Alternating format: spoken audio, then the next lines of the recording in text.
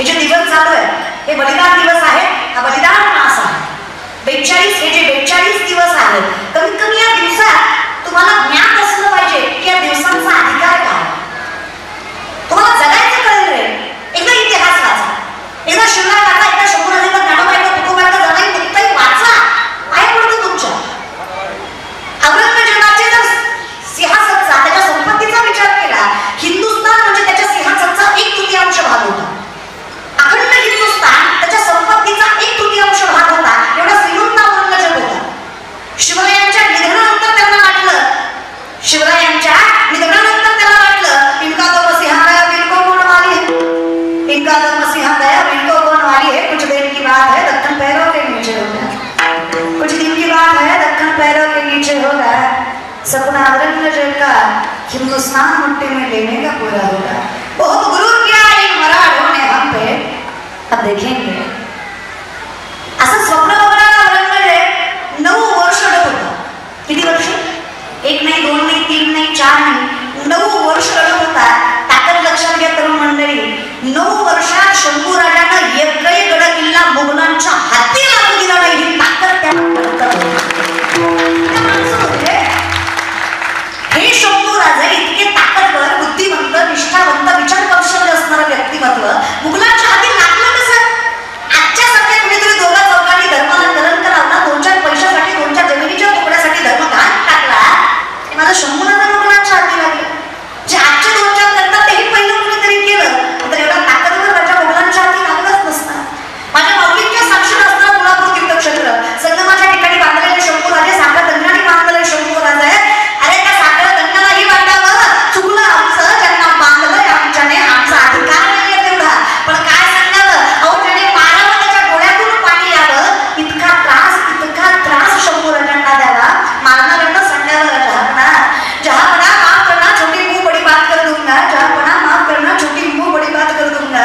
इतने राजा देखे, इतने महावीर देखे, इतने बलराम देखे, इतने महाराजा देखे, इतने वीर देखे, इतने शूरवीर देखे, लेकिन ईश्वर के बच्चे की जैसी औलाद आज तक इन आंखों ने नहीं देखी. क्या बनता है? इस मिट्टी से बना है खुदा जाने, इतना मारा, इतना जलील किया, हाथ मरोड़े, पाँव मरोड़े, नाखून कड़े, जिस जगह पे मारा उस जगह पे नमक लगाया.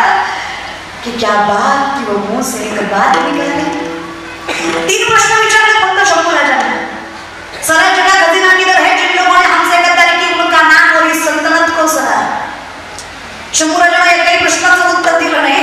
स्वराज्याचा खजिना पाहिजे तुला? अरे जा त्या रायगडावर माझ्या छत्रयांच्या चरणाशी स्वराज्याचा खजिना ठेवलाय, घे जेवढा घ्यायचा तेवढा. त्या निमित्तानं माझ्या बापाच्या चरणाला मस्तक लागलं औरंग्या तुझं, तुझ्या जीवनाचं कल्याण होईल. घे स्वराज्याचा खजिना, रायगडाच्या पायथ्याशी ठेवला. संभा बहुत बोल रहे हो, जिन लोगों ने हमसे गद्दारी की उनका नाम बताया. अरे श्वासात श्वासापर्यंत गद्दारी करणारे औलाद नाही.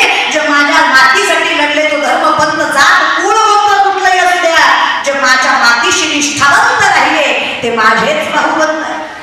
शंभूराजांनी प्राण पणाला लावला पण नावं सांगितली नाही. आणि सल्तनत को सरा, हे स्वप्न तुझं स्वप्नच राहणार.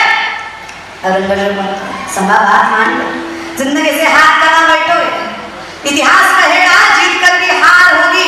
औरंगजेब की इतना जलील किया, इतना मारा, फिर भी संभा उसके सामने नहीं झुका. बात मान लो, सल्तनत का शहंशाह बना दिया. तसंही नाही ऐकलं, प्राण पणाला लावला, तसंही नाही ऐकलं. अरे काढलेलं माणूस पुत्राला खाऊ घातलं आणि सांगितलं ही लायकी आहे तुझी. झाड साली काढतात तशा अन्नाच्या साली काढल्या, त्याच्या डोहाच्या डोहांना काढला, भात आहे झालेला, जगला त्रास हवा, तिखट पीठ चोळलंय, सगळी आगेत घातली, तळपत सगळी नजरेत घुसणार आहे, 2 फुटाचं अंतर आहे. आखरी बाहेर पुढच्या संभा बात मान लो, जिंदगी से हात का बैठो.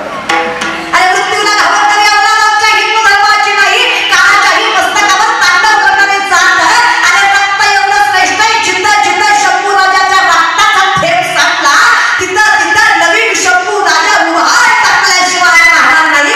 एवढी ताकद या रक्तात आहे. घाबरवतोस कोणाला? संभा बात मान, नहीं तो यार पार हो जाए. अरे तुझ्या काय ज्ञानाला दिला? काय मारायचं मार, काय जीवाची वाही करायची ते कर. जबर अंगात शेवटच्या रक्ताचा थेंब आहे, जबर श्वासात श्वास आहे, तर हा शिवाचा छाडा तुझ्यासारख्या हलकट